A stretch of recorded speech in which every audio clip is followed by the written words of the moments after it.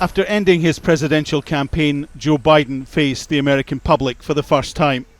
From the Oval Office on primetime TV, he explained why he was out of a race that he claimed just days ago he could win. You know, in recent weeks, it's become clear to me that I need to unite my party in this critical endeavor.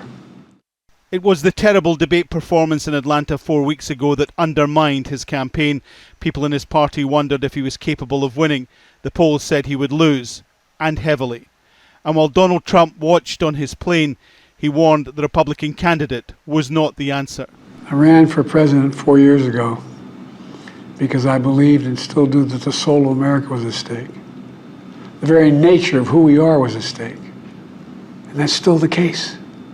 The president said it was his job to hand over to a new generation, to new voices, and clearly endorsed his vice president to follow him into the Oval Office. I would like to thank our great Vice President Kamala Harris.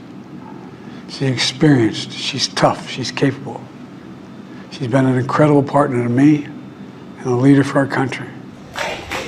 Outside the White House, a small crowd gathered for a hurriedly organised Thank You Joe rally.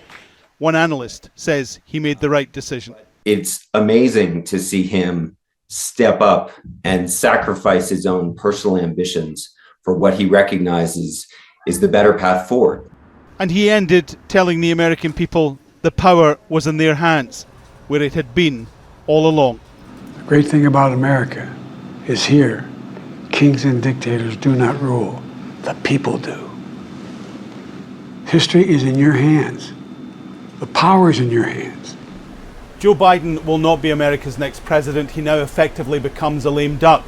And one of the jobs he had was to convince the American people he can still perform as president. But there's also the realization that after almost 50 years, his political life is effectively over. Alan Fisher, Al Jazeera, at the White House. Make sure to subscribe to our channel to get the latest news from Al Jazeera.